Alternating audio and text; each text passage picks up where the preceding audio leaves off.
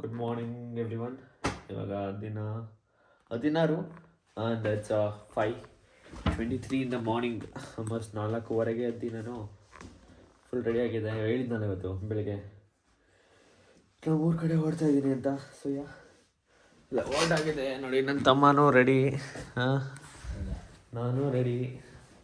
ಸೃಷ್ಟಿ ಊರಿಗಿಂತ ಮುಂಚೆ ರೆಡಿಯಾಗಿದ್ದಾಳೆ. ಎಲ್ಲಿ ಸೃಷ್ಟಿ? ಇಲ್ಲೇ ಮೇಲೆ ಅನ್ಸುತ್ತೆ. ಸೃಷ್ಟಿ ಮೇಲೆ ರೆಡಿ. ಬಿಸ್ಕಿನೂ ರೆಡಿ. ಬಟ್ ಬಿಸ್ಕಿ ಬರ್ತಿಲ್ಲ. ನಾನು, ನಮ್ಮಪ್ಪ, ಸೃಷ್ಟಿ, ನನ್ನ ತಮ್ಮ ಸಿಲಮು 5 ಜನ. ಇಬ್ಬರು ಎರಡು ಬೈಕಲ್ಲಿ ಹೋಗ್ತಾ ಇರೋದು. ನಾನು ಜಿ ಟಿಲಿ ಹೋಗ್ತಾಯಿದ್ದೀನಿ. ನಾನು, ನನ್ನ ತಮ್ಮ, ಸೃಷ್ಟಿ, ನಮ್ಮಪ್ಪ ಬರ್ತಿದ್ದಾರೆ. ನಾನು ನನ್ನ ತಮ್ಮ ನಾಳೆ ರೆಡಿ ಆಗಿದ್ದಾನೆ. ಸೃಷ್ಟಿನೇ ರಾತ್ರಿ ಮಲ್ಗೆ ಇಲ್ವಂತೆ. ನಾಳೆ ಓಡಬೇಕು ಅನ್ನೋ ಇದಕ್ಕೆ ಜೋಶಲ್ಲಿ ಮಲ್ಗೆ ಇಲ್ಲ.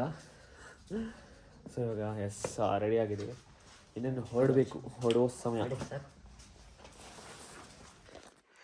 ನೋಡಿ. ಪ್ರಿಪ್ರೇಷನ್ನು 3 ದಿನ ಹೋಗೋದಕ್ಕೆ ಎಷ್ಟು ಪ್ರಿಪ್ರೇಷನ್ ಇದೆ. ಟ್ಯಾಂಕ್ ಬ್ಯಾಗು, ನನ್ನ ರೈಡಿಂಗ್ ಇದು ಜಾಕೆಟು, ಹೆಲ್ಮೆಟ್, ಟ್ರೈಪಾಡ್ ಪ್ಲಸ್ ಮೈ ಬ್ಯಾಗ್. ಅದಕ್ಕೆ ಟ್ರೈಪಾಡ್ ಕೂಡ ಹಾಕಾಗಿದೆ. ನೆಕ್ಸ್ಟ್ ಗ್ಲೌಸ್ ಕೂಡ ಇಲ್ಲೇ ಇದೆ. ಗ್ಲೌಸ್ ಇದೆ. ಲಾಸ್ಟಲ್ಲಿ ಗ್ಲೌಸ್ ತೊಗೊಂಡು ಹೊರಡಬೇಕು. ಲಿಟ್ರಲಿ ಪ್ರಾಪರ್ ವ್ಲಾಗರ್ ಆಗಿಬಿಟ್ಟಿದ್ದೀನಿ. ನೋಡಿ, ಬ್ಯಾಗ್ ಇದೆ, ಟ್ರೈಪಾಡ್ ಗೀಪಾಡೆಲ್ಲ ಇಟ್ಕೊಂಡು ಕ್ರೇಜಿ ಡೆಡಿಕೇಶನು. ನೋಡೋಣ ಈ 365 ಡೇಸ್ ಎಂಡ್ ಆಗಸ್ಟಲ್ಲಿ ಯಾವ ಲೆವೆಲ್ಗೆ ಹೋಗುತ್ತೆ ಅಂತ. But I don't know. But OOPS ಅಂತೂ ಕ್ರೇಜ್ ಆಗಿದೆ. ನನ್ನ ಕೈಲಿ ನಾನು ಮಾಡ್ತೀನಿ. I am gonna B putting all my efforts. ನೋಡೋಣ ಏನಾಗುತ್ತೆ ಅಂತ. ಸ್ವಲ್ಪ ಹೊತ್ತಲ್ಲಿ ಇವಾಗ ಗಾಡಿ ಇನ್ನೇನು ತೆಗೆದು ಓಡಬೇಕು. ಅಪ್ಪಗೆ ವೇಟಿಂಗ್ ಮೇಲೆ. ಅಬ್ಬಾ ನೋಡಿ ಎಷ್ಟು ಶಾಂತಿಯಾಗಿದೆ ಬೆಂಗಳೂರು. ಫುಲ್ ಸ್ವಲ್ಪ ಫಾಗ್ ಥರ ತುಂಬಿಕೊಂಡಿದೆ. 5 ಗಂಟೆ ಅಂತ ಅನ್ನಿಸ್ತಾನೆ ಇಲ್ಲ ನನಗೆ. ಯಾವ ಜೋಶ್? ಎಕ್ಸೈಟೆಡ್. ರಾತ್ರಿ ಎಲ್ಲ ನಿದ್ದೆನೇ ಮಾಡಿಲ್ಲ ಅಕ್ಕೋರು. ರಾತ್ರಿ ಎಲ್ಲ ಅಪ್ಪನ ಇಲ್ಲಿ ಪಕ್ಕದಲ್ಲಿ ಸಾತೋಣ ಹೋಯ್ತು ಆಲ್ರೆಡಿ. ಸಾತೋಣ ಹೋಗ್ಬಿಟ್ಟಿದೆ ಅನ್ಸುತ್ತೆ. 4 ಗಂಟೆಗೆ ಎದ್ದಿದ್ದಾಳೆ. ನೀವು ಎಷ್ಟು ತನಕ ನಿದ್ದೆ ಮಾಡಿದ್ರಿ ಅಣ್ಣ? ನಾನು ನಿದ್ದೆ ಅಂದ್ರೇನು? ಫೈನಲಿ ಎಲ್ಲ ರೆಡಿಯಾಗಿ ಇವಾಗ ಓಡ್ತಾ ಇದ್ದೀವಿ ನಾವು. ನಂದು ಡ್ಯೂಕ್ ತೊಗೊಂಡಿದ್ದಾರೆ, ನಾನು GT ತೊಗೊಂಡಿದ್ದೀನಿ. ಬನ್ನಿ ಓಡೋಣ. ಗಾಡಿಗಳು ಬರ್ತಿದೆ.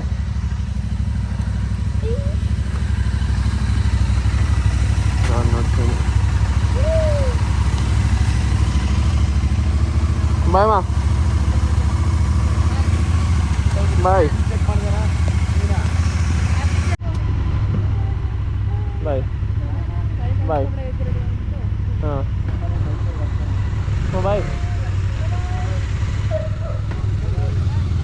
ಬಾಯ್.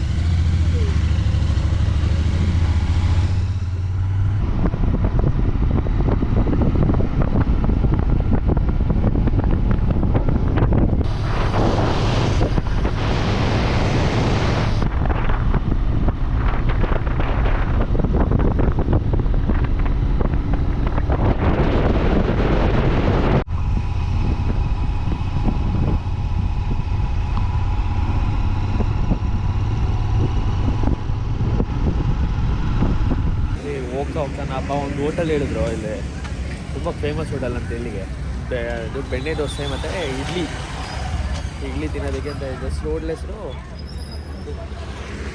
ಓಲ್ಡ್ ಪೋಲಿ ಹೋಟೆಲ್ ಅಂತ ಇದೆ.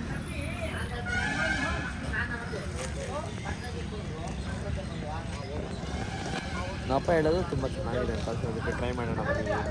ಮತ್ತೆ ಇಲ್ಲಿ ಚೆನ್ನಾಗಿರುತ್ತೆ. ತುಂಬ ಫೇಮಸ್ ಅಂತ ಅದು ಬಾಬು ಹೋಟ್ಲ್ ಅಂತ ಹೇಳ್ತಿದ್ರು. ಬಟ್ ಓಲ್ಡ್ ಪೋಲಿ ಅಂತಿದೆ. ಬಟ್ ಇದೇ ಇರಬೇಕಂತಿದೆ. ಸಿನ್ಸ್ 1960 ಅಂತಿದೆ. ಟ್ರೈ ಮಾಡೋಣ ಹೆಂಗಿದೆ ಅಂತ. ಅರ್ಧದಲ್ಲಿ ಯಾವ ಊರು ಬೇಕಾಯಿತು ಜಾಗದ ಆಗ್ತಿಲ್ಲ. ಎಲ್ಲೂ ಬೋರ್ಡಲ್ಲಿ ಎಲ್ಲೋ ಆಗ್ತಿಲ್ಲ. ಲಾಸ್ಟಲ್ಲಿ ಐತೆ. ವಾವ್ ನೋಡಿ ಇಲ್ಲಿ ಎಷ್ಟು ಸಕ್ಕತ್ತಾಗಿದೆ. ಬಿಸಿ ತಟ್ಟೆ ಇಡ್ಲಿ. ಹೆಂಗಿದೆ? ಹಾಂ ಹೇಗಿದೆ? ಎಷ್ಟು ಚೆನ್ನಾಗಿದೆ. ಸೊ ಇಲ್ಲಿಗೆ ತುಂಬ ಫೇಮಸ್ ಅಂತ ಇದು ಬಾಬು ತಟ್ಟೆ ಇಡ್ಲಿ ಅನ್ನೋದು. ಆ ಜಾಗದಲ್ಲಿ ತಟ್ಟೆ ಇಡ್ಲಿ ತಿಂತಾಯಿದ್ದೀವಿ. ತಟ್ಟೆ ಇಡ್ಲಿ ಅಲ್ಲ, ಇಡ್ಲಿ ತಿಂತಾಯಿದ್ದೀವಿ. ಇದಾದಮೇಲೆ ಬೆಣ್ಣೆ ದೋಸೆ ಕೂಡ ತಿಂತೀವಿ. ತುಂಬ ತುಂಬ ಚೆನ್ನಾಗಿದೆ ಅನಿಸುತ್ತೆ, ನೋಡೋದಕ್ಕೆ ತುಂಬ ಸಾಫ್ಟ್ ಆಗಿದೆ. ತಿಂದಾದ್ಮೇಲೆ ಹೇಳ್ತೀನಿ ಅದು ಹೆಂಗಿತ್ತೆ ಅಂತ.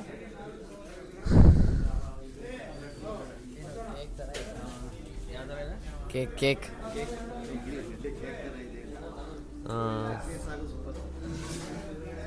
ನಾನು ತಿಂದ್ಬಿಟ್ಟು ಹೇಳ್ತೀನಿ ಹೆಂಗಿದೆ ಅಂತ. ಅಷ್ಟು ಹೆಂಗಿತ್ತು? ಸಾಗೋ ಜೊತೆ ಇಷ್ಟ ಆಯಿತಾ? ತುಂಬ ಜನ ಇದ್ದಾರೆ ಆ್ಯಕ್ಚುಲಿ, ಲೈನ್ ಬೇಗ ಮಾಡೋಕ್ಕಿಂತ ತಿಂದ್ಬಿಡ್ತೀನಿ. ಫುಲ್ ಎಲ್ಲ ಸೌದೆಯಲ್ಲಿ ಮಾಡೋದ್ರಿಂದ ಅದೊಂದು ವಿಶೇಷತೆ. ಇನ್ನೂ ಹಂಗೆ ಮೇಂಟೈನ್ ಮಾಡಿದ್ದಾರೆ 1960ರಿಂದ. ದೋಸೆ ನೋಡಿ ಆ ಥರ ಇದೆ, ಚಿಕ್ಕದಾಗಿ ಬರುತ್ತೆ ದೋಸೆ. ಅದು ಫುಲ್ ಬೆಣ್ಣೆ ಹಾಕಿರ್ತಾರೆ. ಪ್ಲಸ್ ಚಟ್ನಿನ ಗ್ಲಾಸಲ್ಲಿ ಕೊಡ್ತಾರೆ. ಗ್ಲಾಸ್ ತುಂಬ ತುಂಬಿ ಕೊಡ್ತಾರೆ. ಮತ್ತು ಅದನ್ನು ಮಾಡೋದಕ್ಕೆ ಯೂಸ್ ಮಾಡೋದು ಒಲೆ.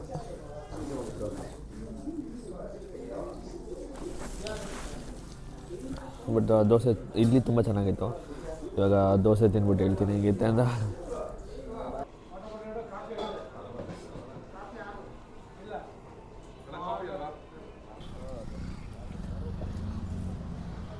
ಆನೆಸ್ಟ್ ಒಪಿನಿಯನ್ ಬೇಕಂದರೆ ಇಡ್ಲಿ ಸೂಪರ್ ಆಗಿತ್ತು. ಇಡ್ಲಿ ಚಟ್ನಿ ಮತ್ತು ಸಾಗು ಜೊತೆ ತುಂಬ ಚೆನ್ನಾಗಿತ್ತು. Dosa was like I don't know, all right I guess. ಅದು ಅಷ್ಟೊಂದು ಕೊಡೋಕ್ಕೆ ಅಷ್ಟೇ ಅಲ್ಲ ನನಗೆ, ಫುಡ್ ಕ್ರಿಟಿಕಲ್ಲ ನಾನು. ಸೊ ನನ್ನ ಪ್ರಕಾರ ಚೆನ್ನಾಗಿತ್ತು, ಎರಡೂ ಚೆನ್ನಾಗಿತ್ತು. ಈ ಕಡೆ ಕನಕಪುರ ರೋಡ್ ಕಡೆಯಿಂದ ಮೈಸೂರಿಗೆ ಹೋಗ್ತಿದ್ರೆ ಮಧ್ಯ ದಾರಿಯಲ್ಲಿ ಊರ ಹೆಸರೇನಿದು? ಹಲಗೂರು. ಹಲಗೂರು ಬಸ್ ಸ್ಟ್ಯಾಂಡ್ ಎದುರುಗಡೆನೇ ಇದೆ ಹೋಟೆಲ್ ಹೆಸರು ಓಲ್ಡ್ ಪೋಲಿ ಹೋಟೆಲ್ ಅಂತ. ಇಲ್ಲಿ 2 ಹೋಟೆಲ್ ಇದೆ, ಲೆಫ್ಟ್ ಒಂದು ರೈಟ್ ಒಂದು. ರೈಟ್ ಕಲರ್ ಹೋಟೆಲ್ ಇದೆಯಲ್ಲ, ಆ ಹೋಟೆಲಲ್ಲಿ ಮೇಯ್ನ್ ಅದೇ ಒರಿಜಿನಲ್ ಒನ್. ಆ ಲೆಫ್ಟಲ್ಲಿ ಇನ್ನೊಂದು ಹಾಕಿದ್ದಾರೆ ಸೇಮ್ ಅದೇ ಥರದ್ದು, ಬಟ್ ರೈಟ್ ಸೈಡಲ್ಲಿ ಇರೋದು ಒರಿಜಿನಲ್ ಹೋಟೆಲ್ಲು. ಈ ಕಡೆ ಬಂದಾಗ ಒಂದು ಸತಿ ವಿಸಿಟ್ ಮಾಡ್ಕೊಂಡು ಹೋಗೋದಕ್ಕೆ ತುಂಬ ಚೆನ್ನಾಗಿದೆ ಹೋಟೆಲ್. ಮೇನ್ ನನ್ನ ರೆಕಮೆಂಡೇಶನ್ ಇಡ್ಲಿ.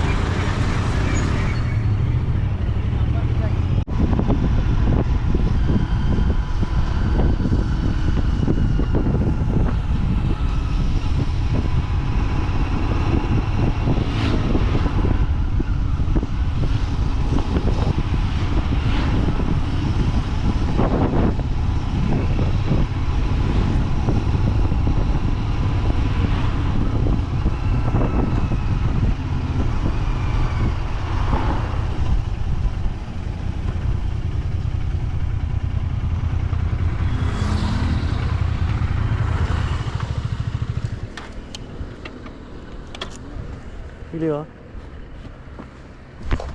ಮುರಿದೋಗುತ್ತೆ ತಾನೆ ಅದು, ಇದ್ರ ಮೇಲೆ ಇದು ಮುರಿದೋಗುತ್ತೆ.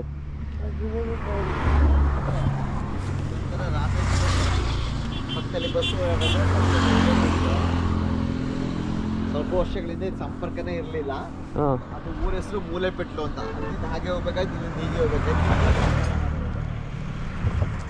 ಯಾರು ಮಾಡಿದ್ದು? ಸರ್ಕಾರದವ್ರು ಮಾಡಿರೋದು. ಇದಕ್ಕೆ ಮುಂಚೆ ಅಲ್ಲಿ ಊರು ಕನೆಕ್ಷನೇ ಇಲ್ಲ.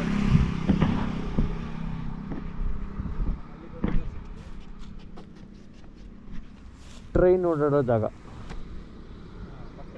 ಟ್ರೈನ್ ಬ್ರಿಡ್ಜ್ ಅದು. ಅದು ಸಾಗರಪೇಟೆ ಅಂತ ರೈಲ್ವೆ ಸ್ಟೇಷನ್. ಸೊ ಇಲ್ಲಿ ನಾವು ನಮ್ಮ ಕೆ-ನಗರಕ್ಕೆ ಹೋಗೋ ದಾರಿಲಿ ಮಧ್ಯದಲ್ಲಿ ಒಂದು ಬ್ರಿಡ್ಜ್ ಸಿಗುತ್ತೆ. ಆ ಬ್ರಿಡ್ಜು ಹೆಂಗಿದೆ ಅಂದರೆ ಆಲ್ಮೋಸ್ಟು ರಾಮೇಶ್ವರಮಲ್ಲಿ ಪಂಬನ್ ಬ್ರಿಡ್ಜ್ ಇದೆಯಲ್ಲ, ಸೇಮ್ ಅದೇ ರೀತಿ ಕನ್ಸ್ಟ್ರಕ್ಷನ್ ಮಾಡಿದ್ದಾರೆ.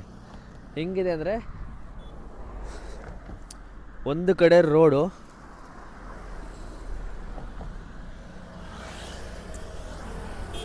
ಇನ್ನೊಂದು ಕಡೆ ಟ್ರೈನ್ ಹೋಗೋ ರೀತಿ ಮಾಡಿದ್ದಾರೆ. ಇಲ್ಲಿ ಒಂದು ಸ್ಟೇಷನ್ ಕೂಡ ಇದೆ ಮಧ್ಯದಲ್ಲಿ, ನೀರು ಮಧ್ಯದಲ್ಲಿ. ಆ ಸ್ಟೇಷನ್ ಹೆಸರು ಸಾಗರಕಟ್ಟೆ ಸ್ಟೇಷನ್ ಅಂತ. ಕೆಲವು ವರ್ಷಗಳ ಹಿಂದೆ ಈ ಜಾಗದಿಂದ ಆ ಜಾಗಕ್ಕೆ ಸಂಪರ್ಕ ಕೂಡ ಇರಲಿಲ್ಲ. ರೀಸೆಂಟಾಗಿ ಇದು ಗೌರ್ಮೆಂಟ್ ಕಟ್ಕೊಟ್ಟಿರೋ ಬ್ರಿಡ್ಜ್ ಇದು. ಮುಂಚೆ ಆ ಕಡೆ ಬಂದವರು ಆ ಕಡೆನೇ ಕೊನೆ, ಇಲ್ಲಿ ಬಂದವ್ರು ಇಲ್ಲಿಗೆ ಮೂಲೆಗೆ ಕೊನೆ, ಯಾಕಂದರೆ ಅಲ್ಲಿಗೂ ಇಲ್ಲಿಗೂ ಗ್ಯಾಪ್ ಇತ್ತು, ಡಿಸ್ಟೆನ್ಸ್ ಇದ್ದಿದ್ದರಿಂದ ಮುಂಚೆ ಸಂಪರ್ಕ ಇರಲಿಲ್ಲ ಆ ಕಡೆಯಿಂದ ಈ ಕಡೆಗೆ.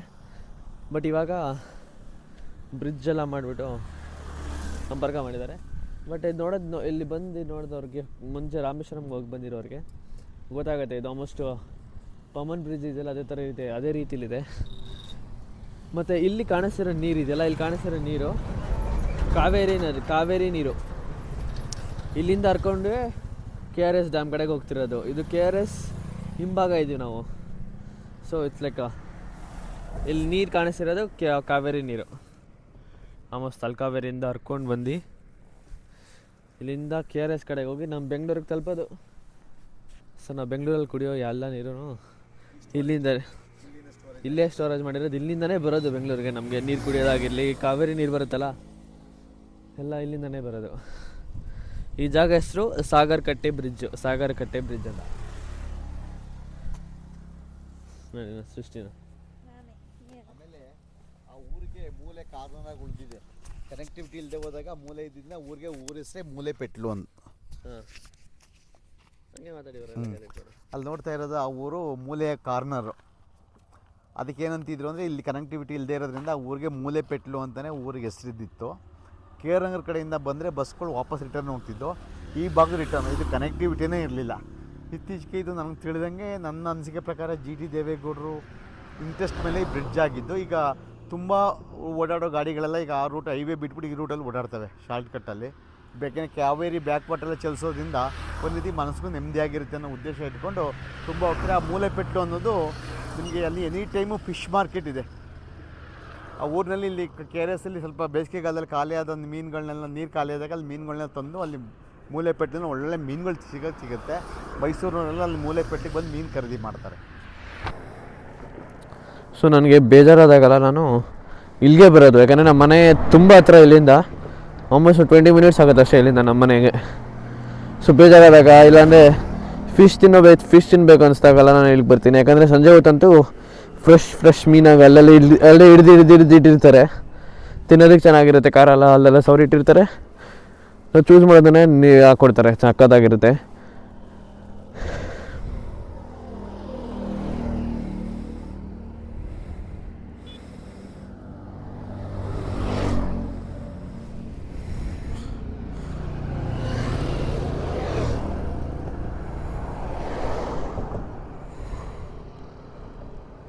ನೋಡಿ ಆಲ್ಮೋಸ್ಟು ಸಮುದ್ರ ಥರ ಕಾಣಿಸುತ್ತೆ, ಅಷ್ಟು ದೂರ ಇದೆ ನೀರು. ನೀವು ನೋಡ್ಬೋದು ಸುತ್ತಮುತ್ತ ಫುಲ್ ಗದ್ದೆಗಳಿದೆ. ಗದ್ದೆ ಯೂಶಲಿ ಭತ್ತ, KR ನಗರ ಅಂದ್ರೆ ಭತ್ತದ ನಾಡು ಅಂತ ಕರೀತಾರೆ, ಯಾಕಂದರೆ ಭತ್ತ ತುಂಬ ಬೆಳೀತಾರೆ ಇಲ್ಲಿ. ನಾನು ಇವಾಗ ಬಂದಿರೋ ಟೈಮ್ ಸರಿ ಇಲ್ಲ. ನೀವು ಇನ್ನು ಜೂನ್ ಜುಲೈ ಮಾನ್ಸೂನ್ ಟೈಮಲ್ಲಿ ಬಂದರೆ ಇವಾಗ ಹಸಿರಾಗಿರುತ್ತೆ, ಫುಲ್ ಹಸಿರಾಗಿರುತ್ತೆ ನೋಡಿ. ಆ ಕಡೆ ಎಲ್ಲ ಫುಲ್ಲು ಗದ್ದೆ ಇದಕ್ಕೆ ಮಾಡಿರೋದು, ಭತ್ತ ಬೆಳೆಯೋದಕ್ಕೆ ಅಂತಾನೆ.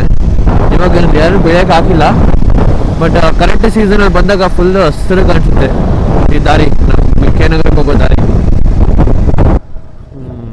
ಸೊ ಬಂದ್ವಿ ನೋಡಿ ನಮ್ಮ ಮನೆಗೆ. ಕೊನೆಗೂ ಲೇಟ್ ಆಯ್ತು ಇವತ್ತು ಆ್ಯಕ್ಚುಲಿ ಬರೋದು, ಬಟ್ ಎಸ್ ರೈಡ್ ಕೂಡ ಚೆನ್ನಾಗಿತ್ತು ಬರೋ ದಾರಿಲಿ. ಸರಿ ಇದೆ ನಮ್ಮ ಮನೆ.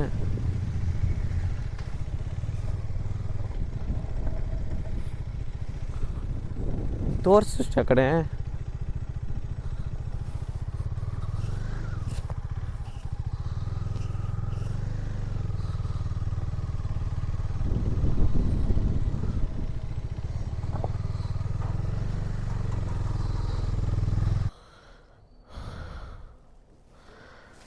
ಫೈನಲಿ ಮನೆಗೆ ಬಂದ್ವಿ. ಗಾಡಿ ಎಲ್ಲ ದೀವ್ಕೊಂಡು ನಿಂತಿದೆ. ನಂದು GT ಇಲ್ಲಿದೆ. ನಾನು ಇವಾಗ ನನ್ನ ಟ್ಯಾಂಕ್ ಬ್ಯಾಗ್ ಇಟ್ಕೊಂಡು ಹೋಗ್ತಾಯಿದ್ದೀನಿ. ಇದೆ ನಮ್ಮ ಮನೆ ನೋಡಿ. ಸೃಷ್ಟಿ ಹೆಸರಿದೆ, ಯಾಕಂದರೆ ನಮ್ಮ ಅಪ್ಪ ಅದು ಬಿಸ್ನೆಸ್ ಇದೆಯಲ್ಲ, ಅದೂ ಅಷ್ಟೇ ಸೃಷ್ಟಿ ಅಂತಲೇ.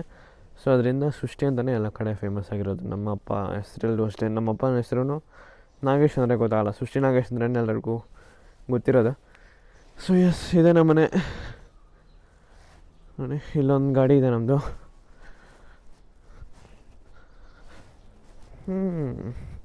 ನೋಡಿ, ಮತ್ತು ಸ್ಟಾರ್ಟಿಂಗಲ್ಲೇ ಕುವೆಂಪು ಫೋಟೋ ಹಾಕಿದ್ದೀವಿ. ಶೂ ಬಿಚ್ಚಿಬಿಟ್ಟು ಒಳಗಡೆ.